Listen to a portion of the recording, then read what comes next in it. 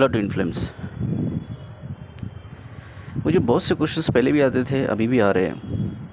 वो है री इनकॉर्नेशन, रीबर्थ और पुनर्जन्म को लेकर। चाहे वो इंडिया में हो या ग्लोब में हो, ऑल ओवर वर्ल्ड में हो, ऐसे बहुत से केसेस इंटरनेट पे है जब आप सर्च करोगे तो, जहाँ ये प्रूफ भी किया गया है कि एक इंसान इस दुनिया में आकर ये कह रहा है, एक अलग लैंग्वेज बात कर रहा है, तो लोग वो लैंग्वेज एक्चुअली 100 साल 200 साल पुरानी लैंग्वेज है। 100 साल 200 साल पहले बात किया करते थे।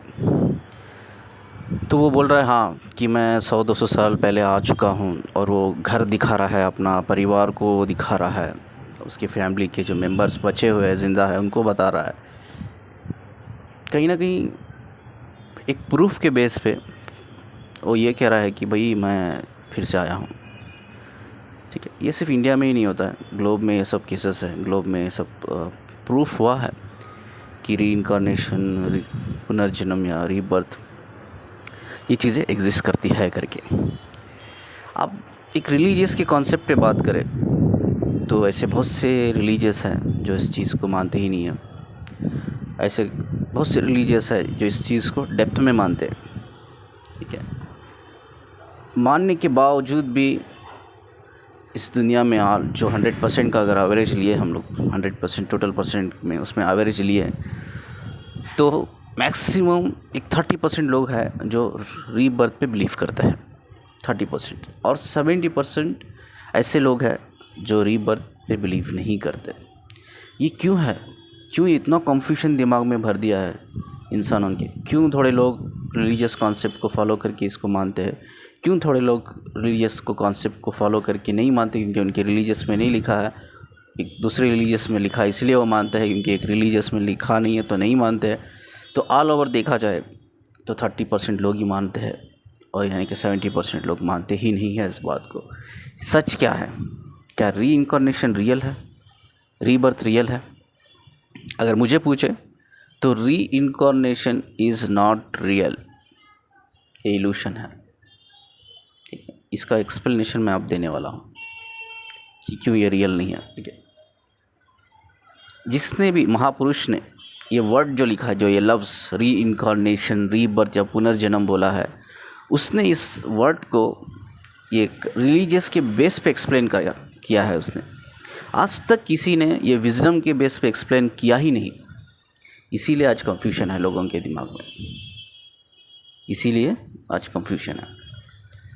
तो हमेशा जो री इनकारनेशन, रीबर्थ या पुनर्जन्म, ये सब इंसानों का बनाया हुआ कॉन्सेप्ट है। इंसानों से बनाया हुआ एक कॉन्सेप्ट जो डिस्कस किया गया है, जो हज़ारों साल पहले लिखा गया है, उसको ही हम फॉलो करते आ रहे हैं, उसको ही हम डिस्कस करते आ रहे हैं, उसके बेस पे ही हम अपनी बिलीफ को बनाते आ रहे हैं कि री इनकारनेशन कुछ लोगों में मानते हैं कि होता है, कुछ बहुत से ऐसी तादाद में लोग हैं जो बोलते हैं होता ही नहीं है। ये कन्फ्यूजन है, बड़ा कन्फ्यूजन। ये कन्फ्यूजन इसलिए हो रहा है क्योंकि हम जो इंसान ने बनाया है कॉन्सेप्ट को, जो इंसान ने हज़ारों साल पहले लिखा है, उस कॉन्सेप्ट को हम फॉलो कर रहे हैं, उस पर हम बिलीव बना लिया है। तो इसीलिए आज अब लोग आधे अधूरे हो गए। कुछ 30% ऐसे लोग हैं मानते हैं, कुछ 70% ऐसे लोग हैं मानते ही नहीं है। सारा कन्फ्यूजन दिमाग में है, सारा कन्फ्यूजन। ये कन्फ्यूजन इस वीडियो के ज़रिए में क्लियर हो जाएगा। ठीक है, इंसानों का बनाया हुआ कॉन्सेप्ट में हमेशा इल्यूशन होता है, मिसअंडरस्टैंडिंग होती है। ठीक है, उसमें फॉल्स इंफॉर्मेशन होती है, उसमें कन्फ्यूजन होता है। लेकिन जो कॉन्सेप्ट ऊपर वाले ने बनाया है, यूनिवर्स ने बनाया, खुदा ने बनाया है, वो कॉन्सेप्ट में कोई क्वेश्चन ही रेज नहीं होता, कंप्लीट क्लैरिटी होती है। ठीक है, आज यूनिवर्स के बेस पे मैं बात करने वाला हूँ, आज विजडम के बेस पे मैं री इनकारनेशन इज़ नॉट रियल ये साबित करने वाला हूँ। ठीक है, खुदा की नज़र में हम क्या है? सोल है, और सोल ये एक बार बनती है, एक ही बार बनती है, बार बार नहीं बनती। ठीक है, तो खुदा की नज़र में हम सोल है, और सोल एक बार बनती है, सोल का पुनर्जन्म या वापस नहीं बनती है।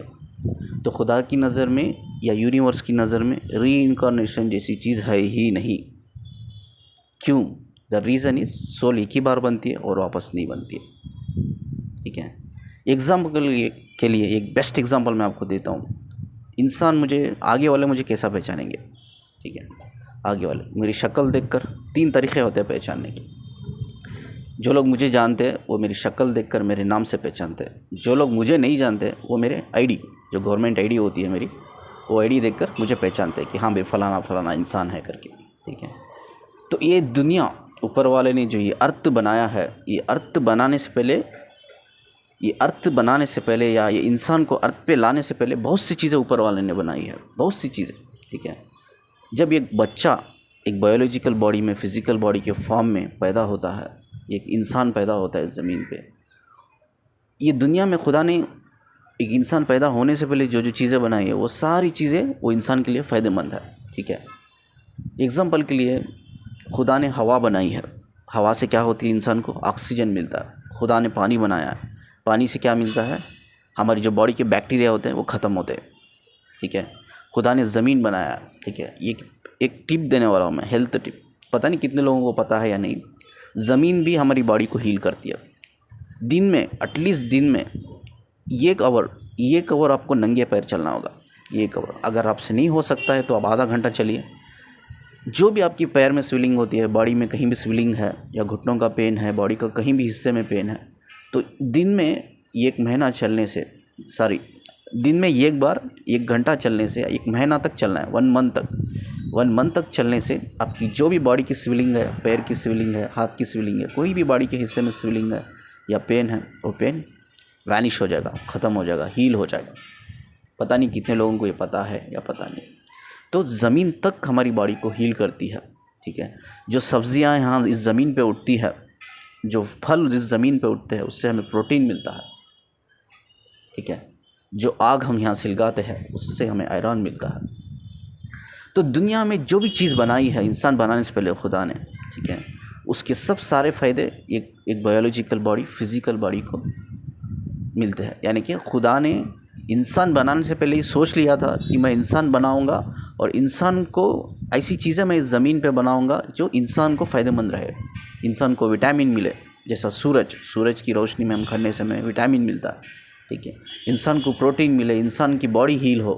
ठीक है, इंसान के बैक्टीरिया ख़त्म हो, इन्फेक्शन ख़त्म, ऐसी नेचुरल चीज़ें ऊपर वाले ने बना दिए। इसीलिए आयुर्वेदिक आज इतना टॉप पे रहता है। इसीलिए आज लोग आयुर्वेदिक को स्टडी करते हैं, इसीलिए मेडिकल के अलावा भी आयुर्वेदिक पे काम करते हैं, आयुर्वेदिक के थ्रू हील करने की कोशिश करते हैं। क्योंकि खुदा ने इंसान बनाने से पहले दुनिया बनाई है। ये दुनिया में जो जो चीज़ें फ़ायदेमंद है एक इंसान के लिए, वो सब चीज़ें इंसान आने से पहले ही बना ली है। ठीक है, ये जो प्लैनेट है, ये प्लैनेट पे सिर्फ एक फिज़िकल बॉडी और बायोलॉजिकल बॉडी ही सर्वाइव कर सकती है। इसके अलावा कोई कुछ भी सर्वाइव नहीं कर सकता। ठीक है, जैसा मैंने कहा कि फ़िज़िकल बॉडी और बायोलॉजी के बॉडी के अलावा कोई सर्वाइव नहीं कर सकता। ये खुदा ने पहले ही सोच कर ही दुनिया को इस तरह से बनाई है कि जो भी चीज़ें बनाई है वो सिर्फ एक बायोलॉजिकल फॉर्म में, एक फ़िज़िकल फॉर्म में ही हम उसके बेनिफिट्स ले सकते हैं। This is actually the reality. ठीक है, तो खुदा ने सिर्फ 2 ज़ात बनाई है, एक है मर्द की, दूसरी है औरत की। ये है मेल, दूसरी है फीमेल।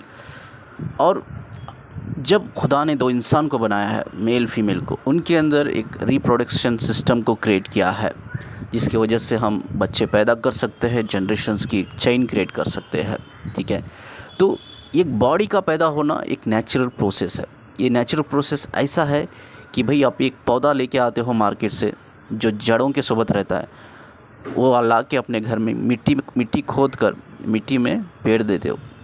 ठीक है, सीड लाते हो। सिर्फ कभी पौधा मिलता है, कभी सीड मिलता है। वो सीड को खोद के हम मिट्टी में डाल देते हैं। तो हम थोड़ा पानी उसको डालने लगते हैं, उसकी केयर करने लगते हैं, उसके ऊपर थोड़ी मेहनत करने लगते हैं, तो वो छोटा सा पौधा जो होता है ना, पेड़ बन के बड़ा होता है।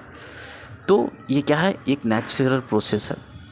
तो इसीलिए खुदा ने 2 ही ज़ात बनाई है, मेल फीमेल, और उनके अंदर रिप्रोडक्शन सिस्टम को बना दिया है कि एक नेचुरल प्रोसेस के थ्रू कि फ़िज़िकल बॉडी इस दुनिया में बनती रहे।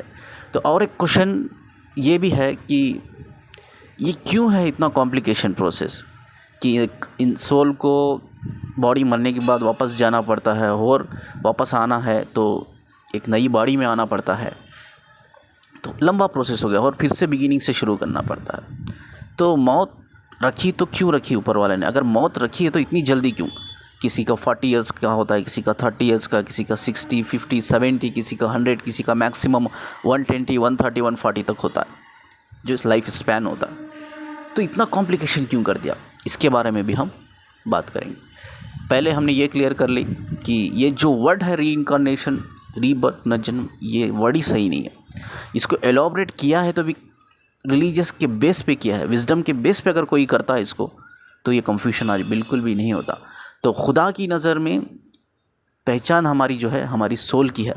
ये दुनिया में सिर्फ हमारी पहचान हमारी शक्ल से होती है, ठीक है। जो लोग हमें जानते हैं हमारे नाम से पहचान होती है, हमारी शक्ल से होती है। जो लोग हमें जानते हैं, जो लोग हमें नहीं जानते उनसे हम कैसा रास्ता करवाएंगे, वो है हमारी आइडेंटिटी, वो है हमारा गवर्नमेंट का कार्ड या आइडेंटिटी कार्ड से हम रास्ता करवाते हैं, ठीक है।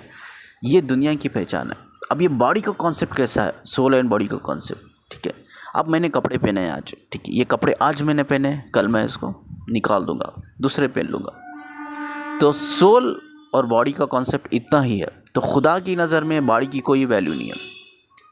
ये बॉडी की पहचान सिर्फ अर्थ पे बनाई गई है, अर्थ पे शक्ल के थ्रू, बॉडी के थ्रू, एक नाम के थ्रू, एक आइडेंटिफिकेशन कार्ड के थ्रू बनाई गई है कि इंसान एक दूसरे को नाम से, बॉडी से, आइडेंटिफिकेशन कार्ड से पहचाने, ठीक है। तो सिर्फ ये दुनिया के लिए, ये दुनिया वालों के लिए ये पहचान है। तो अगर यही चीज़ खुदा की नज़र में देखा जाए तो खुदा सिर्फ एक सोल से, एक यानी कि सोल की जो लाइट, गॉड लाइट, जो खुदा का नूर होता है, नूर से हमारी पहचान होती है। तो वो सोल खुदा जो बनाता है सिर्फ एक बार बनाता है और बार बार नहीं बनाता है। तो खुदा की नज़र में रीइंकारनेशन है ही नहीं, reincarnation is not real. Reincarnation एक इंसान का बनाया हुआ कॉन्सेप्ट है। जो वर्ड ही लिखा है रीइंकारनेशन, पुनर्जन्म, रीबर्थ, यही गलत है, इसमें ही बड़ा मिस्टेक है, ठीक है। यहीं से ही कन्फ्यूजन लोगों के दिमाग में शुरू हुआ है। और बहुत से लोग ये भी पूछते हैं कि अगर रीइंकारनेशन इज़ नॉट रियल तो क्यों हमारी बॉडी एंसेस्टर के डीएनए से कनेक्ट रहती है, इमोशन से, मेमोरी से कनेक्टेड रहती है। क्यों हमें 100 साल 200 साल के बाद भी फिर से वापस आने के बाद हमें वो लैंग्वेज याद रहती है, वो मेमोरीज याद रहती है, वो इमोशंस को हम फील कर पाते। तो इसका क्या विजडम है, इसका क्या राज है, इसका क्या हिडन विजडम है? इसका हिडन विजडम ये है कि हर इंसान के अंदर एक चीज़ होती है, वो है कॉन्शियसनेस, ठीक है। कॉन्शियसनेस, इंसान की कॉन्शियसनेस हमेशा ज़िंदा रहती है, इवन बॉडी मरने के बाद। आज कोई इंसान 100 साल 200 साल पुरानी लैंग्वेज आके इस दुनिया में बात कर रहा है, मेमोरीज़ को याद कर रहा है, वो अपनी फैमिली को बता रहा है कि मेरी फैमिली इधर ही रहती थी, मैं इधर ही रहता था, और अपनी इमोशंस को शेयर कर रहा है, अपने एंसेस्टर्स के डीएनए से कनेक्टेड है, ठीक है। बहुत से एंसेस्टर्स के डीएनए से आज वो कनेक्टेड है, उसकी बॉडी कनेक्टेड है। तो ये सिर्फ एक कॉन्शियस लेवल पे है। दिस इज़ ऑल्सो ये नॉट रियल, ये कॉन्शियस है, ये कॉन्शियसनेस, ये कॉन्शियसनेस पे ये बंदा आज जो भी रिएक्शन है उसके, ये सिर्फ जो भी इसके इमोशंस है, जो भी इसके मेमोरीज है, ये सिर्फ कॉन्शियस लेवल के बेस पे है, ठीक है। तो ये भी एक सोल का पार्ट है, कॉन्शियसनेस आल्सो भी एक सोल का, एक डिवाइन लाइट का एक पार्ट है, ठीक है। तो ये भी हमें समझना चाहिए कि ये सिर्फ एक कॉन्शियसनेस है, ये कोई बॉडी नहीं है। अगर इसे और अच्छी तरह से समझने की कोशिश करेंगे तो जैसा मैंने कहा कि जो बॉडी पे मैंने कपड़े पहने हैं, ठीक है, इसे मैं कल उतार दूंगा, ठीक है। दिन में ऐसे तो मैं 2 बार कपड़े बदलाता हूँ, ठीक है। इस तरह से तो जैसा लोगों का जो कॉन्सेप्ट बनाया गया है, पता नहीं 100 साल 200 साल पहले जिसने भी ये वर्ड लिखा गया है रीइंकारनेशन, पुनर्जन्म या रीबर्थ, इसके रिलीजियस के बेस पे ये डिस्कस किया गया है, वो हिसाब से सोचे तो जैसा मैं दिन में 2 बार कपड़े बदलाता हूँ तो मेरा तो दिन में 2 बार रीइंकारनेशन हो गया। मेरे कपड़े बदलाने से क्या मेरा पहचान बदल सकती है? क्या मेरी बॉडी बदल सकती है? मेरा फेस बदल सकता है? क्या मेरा नाम बदल सकता है? नहीं। अब मेरी नज़र में ये कपड़ों की जितनी वैल्यू है उतनी ही वैल्यू शायद वो भी वैल्यू नहीं है खुदा की नज़र में। इस बॉडी की वैल्यू ही नहीं, कि खुदा नहीं बनाया इस बॉडी को, बनाया भी नहीं कहूँगा मैं, एक प्रोसेस बना दिया उसने, औरत और मर्द को बना के एक प्रोसेस बना दिया कि ये औरत मर्द ही एक बच्चे को, एक बॉडी को, इनफैक्ट एक फिजिकल बायोलॉजिकल बॉडी को पैदा कर रहे हैं, एक प्रोसेस भर दिया, एक प्रोसेस की तरह बना दिया इसको, ठीक है। उसी तरह से खुदा की नज़र में सिर्फ एक सोल की पहचान होती है, और सोल एक बार बनती है, बार बार नहीं बनती। तो रीइंकारनेशन खुदा की नज़र में है ही नहीं। जब खुदा की नज़र में ही रीइंकारनेशन नहीं है तो इंसान का बना हुआ कॉन्सेप्ट गलत है, झूठ है, ठीक है। रीइंकारनेशन इज़ नॉट रियल, ठीक है। आई होप कि मैंने क्लियर कर दिया है कि क्यों री इनकारनेशन रियल नहीं है करके। तो दूसरी बात हम ये डेप्थ में जानने की कोशिश करेंगे, तो मौत क्यों बनाया ऊपर वाले ने, ठीक है। एक बार क्या हुआ, मेरे जो दादाजी थे, बहुत बड़ा खेत था उनका, मैं खेतों में जाया करता था। हम छोटे थे तब, तो उतनी अवेयरनेस नहीं थी तब। तो जैसा हम अवेकनिंग प्रोसेस में आए तो अवेयरनेस बढ़ने लगी, कॉन्शियसनेस बढ़ने लगी हमारी। तो मेरे दादाजी एक बार बहुत बड़े बड़े पेड़ काटते थे। तो मैंने उनको जाके पूछा कि आप इतने इतने बड़े पेड़ है आप काट रहे हो तो भी वो कैसा काट रहे हैं, पूरा पेड़ काट नहीं रहे, ये 30% छोड़ के ऊपर का 70% काट रहे हैं। मैंने बोला कि आप 30% छोड़ रहे हो और 70% काट रहे हो, इतने इतने बड़े पेड़ क्यों काट रहे हो आप? तो मेरे दादाजी ने बोला कि ये पेड़ की मुझे बहुत सख्त ज़रूरत है, मैं काटना नहीं चाहता। तो मेरे दादाजी को पूछा मैंने कि फिर आपको इतनी ज़रूरत है इस पेड़ की, तो आपने काट क्यों रहे हो? तो उन्होंने बोला कि इस पेड़ को बीमारी आ गई है, यानी कि फंगस आ गया है।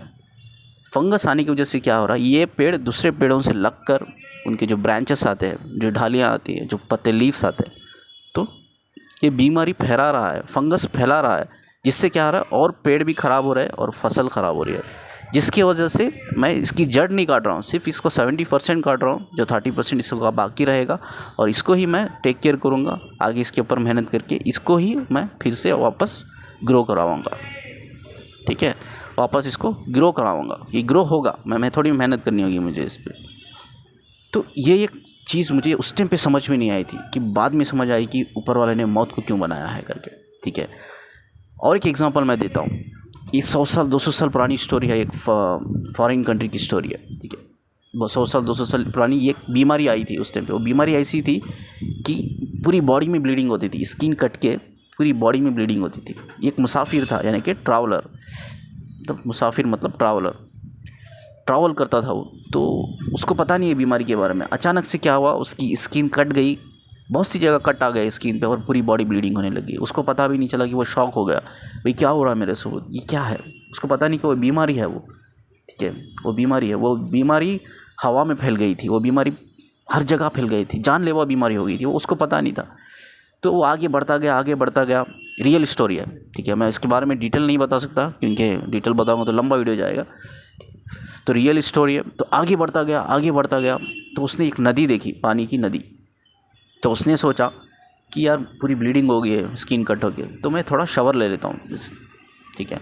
उसने क्या किया, वो पानी को इस्तेमाल किया, जो नदी में पानी फ्लो हो रहा था, तो वो पानी से क्या किया, उसने अपनी ब्लीडिंग साफ़ की, ब्लीडिंग अपने जो भी कट थे उसने साफ़ किया। वो खून पूरा जो हुआ वो पानी में फैल गया।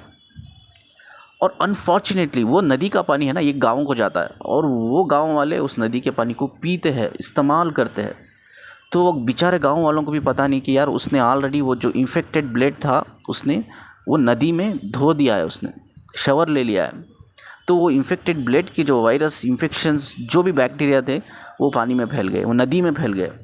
तो बेचारों लोगों को पता नहीं था कि उन लोगों ने वो पानी, जैसा वो यूजुअली पीते हैं, तो उस पानी को पी लिया, इस्तेमाल कर लिया उन्होंने, ठीक है, घर के लिए। तो सारा गांव तबाह हो गया, सारे गांव को बीमारी आ गई, सारे लोग मर गए, ठीक है। तो जैसा मेरे दादाजी का एग्जांपल था कि वो फंगस आ गया है, अगर मैं छोड़ूंगा तो पूरे पेड़ ख़राब हो जाएंगे। और ये जो स्टोरी थी, जब मैंने बहुत साल बाद पढ़ी थी, जो मेरे दादाजी का जो मैंने बात की थी ट्रीज़ को लेकर, उससे बहुत साल बाद मैंने ये स्टोरी पढ़ी थी। तो तब मैंने इसको दोनों को कंपेयर किया, तब जाके मुझे अवेयरनेस बढ़ी, कॉन्शियसनेस बढ़ी, तब समझ में आया भाई खुदा ने मौत को क्यों बनाया है करके। ये जो बॉडी है ना, जो खुदा ने बायोलॉजिकल फॉर्म में, ठीक है, एक प्रोसेस बना दिया मेल फीमेल को बना के, जैसा ही वो फिज़िकल होते हैं, बच्चे पैदा करते हैं, एक प्रोसेस, एक नेचुरल प्रोसेस बना दिया, जिससे एक बायोलॉजिकल बॉडी जन्म लेती है। वो बायोलॉजिकल बॉडी सिर्फ इसी अर्थ पे, इसी एनवायरनमेंट में ही ग्रो कर सकती है, सर्वाइव कर सकती है, क्योंकि खुदा ने इस एनवायरनमेंट को पहले ही सोच के बनाया कि ये बायोलॉजिकल बॉडी के लिए सर्वाइवल होना चाहिए। इसके सारे जो भी खुदा ने सारी जो भी चीज़ें बनाई, हर चीज़ का ये बायोलॉजिकल बॉडी को फ़ायदा होना चाहिए। तो ठीक है, तो अब ये बॉडी तो सिर्फ इधर ही सर्वाइव कर सकती है और कहीं भी सर्वाइव नहीं कर सकती, ठीक है। तो ये बॉडी की खुदा ने एक लिमिटेशन बना दी, और लिमिटेशन क्या है, हमारे अंदर एक लाइफ स्पैन करके बोल के इम्यून सिस्टम को बनाया। वो हमारी लाइफ स्पैन को मेजर करता है। हमारे लाइफ स्पैन चाहे 50 ईयर्स, 40 ईयर्स, 100, 120, 140, 150, जो भी लाइफ स्पैन है, चलिए वो हमारे इम्यून सिस्टम के बेस पे बना दिया ऊपर वाले ने। हमारे अंदर एक इम्यून सिस्टम क्रिएट किया, ठीक है, जिसके ऊपर हमारा पूरा लाइफ स्पैन बेस्ड है, डिपेंडेंट है। तो ये बॉडी की सर्टेन लिमिटेशंस होती है। जैसे ही वो लिमिटेड पीरियड ख़त्म होता है, ये हमारी जो बॉडी होती है, जो हमारा इम्यून सिस्टम होता है, वो ख़त्म हो जाता है, डेड हो जाता है। जैसा ही इम्यून सिस्टम डेड हो जाता है, हमारी बॉडी के अंदर कई तरह की बीमारियां पैदा होती है। वायरस हो, ठीक है, इन्फेक्शन हो, बैक्टीरिया हो, कोई भी जानलेवा बीमारी हो, ठीक है, जो फैलती है हवा में, पानी में, एक इंसान से दूसरे इंसान को छूने से, उनका झूठा खाने से, या उनसे सांस शेयर करने से, बात करने से उनकी सांस हमें महसूस हो रही है, हमारी सांस उनको महसूस हो रहा है। तो ऐसी जानलेवा बीमारियां पैदा हो जाती है, जिससे क्या होता है, सारे अर्थ प्लैनेट को प्रॉब्लम होती है, इस एनवायरनमेंट को प्रॉब्लम होती है, और यहाँ का जो पॉपुलेशन होता है, इनके लिए एक जानलेवा बीमारी हो जाती है। जो लोग का इस लाइफ स्पैन अभी भी बाकी है, उनको भी मरना पड़ता है इस जानलेवा बीमारी के थ्रू। जैसा कोरोना आया था कुछ साल पहले, तो बहुत से लोग मारे गए थे, ठीक है। हाँ, ये भी कहीं डेस्टिनेशन है, मैं कहूँगा कि ये भी डेस्टिनेशन है, लेकिन यहाँ डेस्टिनेशन की बात नहीं हो रही। जो नेचुरल डेथ होती है, वो डेस्टाइन डेथ होती है, वो बात नहीं हो रही। लेकिन ये बीमारी फैलने से नुकसानात क्या होते हैं, यहाँ नुकसानात की बात हो रही है। समझ में आ रहा है डिफरेंस? देखो, मैं डेस्टिनेशन की बात नहीं कर रहा हूँ, मैं नुकसानात की बात कर रहा हूँ। इधर नुकसानात क्या होते हैं, सारे, अब जैसा वो बंदे ने जाके वो पानी धो दिया, अपनी बॉडी को, अपने वुंड्स को जाके धो दिया, तो पानी में फैल गया, वो सारा गांव मर गया। जैसा मेरे दादाजी कहा कि ये पेड़ फंगस आ गया, और दूसरे पेड़ों को भी फंगस आ रहा है, जिसकी वजह से फसल ख़राब हो रही है। नुकसान ये एक चीज़ के लिए सारे प्लैनेट को नुकसान हो रहा है, सारी पॉपुलेशन को नुकसान हो रहा है। तो इसीलिए ये इम्यून सिस्टम के बेस पे हम डिपेंडेंट है, हमारी बॉडी डिपेंडेंट है, ठीक है। तो बॉडी की कोई वैल्यू नहीं है, अल्लाह की नज़र में कोई बॉडी की वैल्यू नहीं है। और हमारे लिए भी बॉडी का मतलब ये है, जैसा ये जिस्म के ऊपर मैं कपड़े पहनता हूँ, वैसा ही मेरी सोल के लिए वो कपड़े है। बॉडी क्या है, सोल के लिए एक कपड़ा है, एक क्लोथ्स है। जैसा मेरी बॉडी के लिए ये कपड़ा जो मैंने पहना है इस बॉडी को छुपाने के लिए, उसी तरह से अपनी सोल, उसके लिए एक घर है, वो अंदर रहने के लिए उसने बॉडी चूज़ की है। यानी कि उस सोल की नज़र में एक बॉडी की वैल्यू उतनी है जितनी मेरी नज़र में मेरे कपड़े की वैल्यू है। चाहे वो कितनी भी ब्रांडेड का कपड़ा हो, आज पहनूंगा तो कल उतारना ही पड़ेगा, ठीक है, दूसरा बदलाना ही पड़ेगा। उतनी ही वैल्यू एक सोल की नज़र में एक बॉडी की वैल्यू, सोल की नज़र में एक बॉडी की वैल्यू है, ठीक है। ये समझना चाहिए हमें। तो ये जैसा हमारा इम्यून सिस्टम ख़त्म होने से बीमारियां बढ़ती है, जिससे सारे प्लैनेट को प्रॉब्लम होती है, ठीक है, सारे पॉपुलेशन को प्रॉब्लम होती है, सारे जो लिविंग जो ऑर्गेनिक प्रोडक्ट है, जो नेचुरल ऑर्गेनिक प्रोडक्ट है, उनको प्रॉब्लम होती है, नेचर को प्रॉब्लम होती है जो बीमारियों की वजह से। इसीलिए खुदा ने मौत सभी के लिए रखी है, सभी के लिए, ठीक है। इंसान के लिए भी रखी है मौत, पेड़ के लिए भी रखी है, जानवर के लिए भी ये मौत रखी है। तो ये प्रोटेक्ट करने के लिए प्लैनेट को, दूसरे पॉपुलेशंस को, जनरेशन्स को बचाने के लिए, ठीक है, ये जानलेवा बीमारियों से हमें बचाने के लिए, ठीक है, ये कहीं हवा में ना फैल जाए, यार कहीं ये पानी में ना फैल जाए, कहीं ये जानलेवा ना हो जाए, इन सब चीज़ों को प्रोटेक्ट करने के लिए ये हमारे लिए खुदा ने मौत रखी है, ठीक है। ये बॉडी की सर्टेन लिमिटेशंस है, वो है हमारी बॉडी इम्यून सिस्टम के ऊपर कम्प्लीटली डिपेंडेंट है। जैसा इम्यून सिस्टम ख़त्म होता है, वैसा ही हमारे बॉडी में प्रॉब्लम्स आने लगती है, बीमारियां बढ़ने लगती है, जिसकी वजह से सारे प्लैनेट को प्रॉब्लम होती है। तो इसी की वजह से खुदा ने मौत रखी है। आई होप कि हैव आंसर्ड योर क्वेश्चन। तो इस एक्सप्लेनेशन से, इस विजडम से हमें पता चलता है री इनकारनेशन जैसी कोई चीज़ है ही नहीं, ये मैन मेड कॉन्सेप्ट है। और री इनकारनेशन, रीबर्थ, पुनर्जन्म, ये वर्ड ही गलत है, ये एक्चुअली नहीं होना चाहिए था। अगर हुआ है तो इसके एक विजडम के बेस पे इसको डिस्कस किया जाता तो आज लोगों में कंफ्यूजन नहीं होता, लेकिन इसको रिलीजियस के बेस पे डिस्कस किया गया है, तो इसीलिए आज लोगों के बीच में कंफ्यूजन है, ठीक है। आई होप कि हैव आंसर्ड योर क्वेश्चन। शुक्रिया जी सुनने के लिए।